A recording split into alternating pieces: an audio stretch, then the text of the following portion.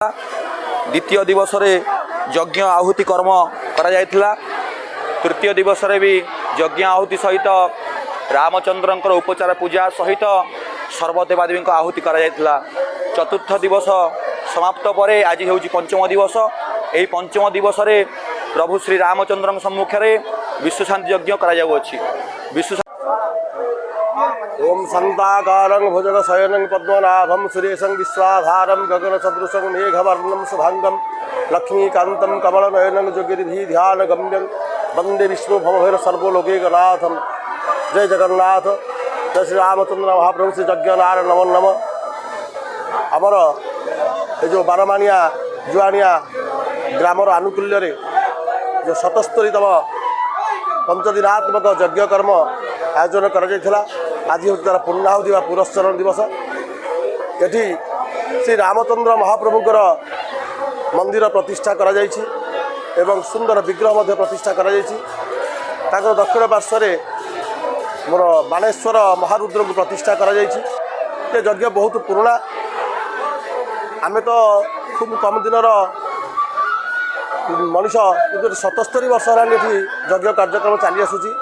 ग्रामवासी आनुकूल्य प्रथम दिन अंकुरारोपण पंचदिन व्यापी यज्ञ प्रत्येक दिन गुरु पूजा सूर्य पूजा धरित्री पूजा गो पूजा प्रत्येक दिन 1000 ऊर्ध हवन विष्णु सहस्रनाम रुद्र सहस्रनाम एवं पिता एवं चंडी विभिन्न प्रकार मंत्र रे आहुति प्रदान करा जायछि। आज पंचम दिवस रे पहुंची पूर्णाहुति कार्यक्रम को श्रृंखलित भाव में ग्रामवासी आनुकूल्य समस्त भक्त समागम संपूर्ण करा जायछि।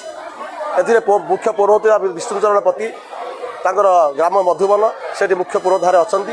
मु तांकर सहयोगी भाव में कार्य करुछि। मो ना दोलगोविंद पन्ना आम घर पलसिंघा सातपड़ा। जय जगन्नाथ। शांति यज्ञ आज हूँ पूर्णाहुति दिवस। यही पूर्णाहुति दिवस रे प्रभु श्री रामचंद्रंकर 1000 आहुति सहित सर्वदेवादी आहुति सहित पूर्णाहुति कार्य करा। पूर्णाहुतिर समय हूँ 8:30 समय। संध्या 8:30 रु 10 घटिया पर्यंत समय रही। यही समय प्रभु श्री रामचंद्रंकर पूर्णाहुति कार्यक्रम करा हेबे। एबे प्रभु रामचंद्रंकर आहुति करा जाउछि। एतिकी कहिबी प्रभु श्री रामचंद्र समस्त कल्याण प्राप्ति करंतु, सर्वनिष्ठ कष्ट दूरीकरण करंतु, सर्व बाधा विघ्न दूरीकरण करंतु।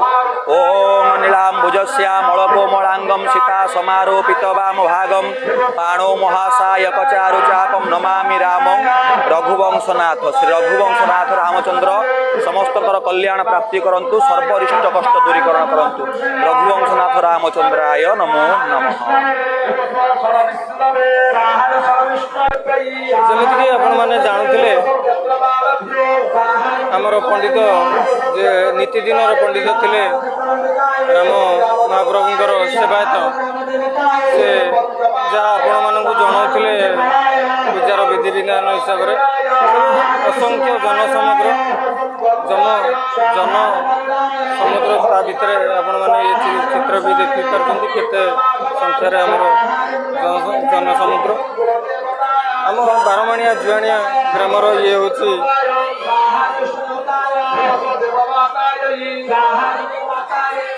पूजा मंडप। तेरे भितर ये सब अच्छा ये आमर श्रद्धालु आमर जुआनिया बारमाणिया ग्राम ये श्रद्धालु।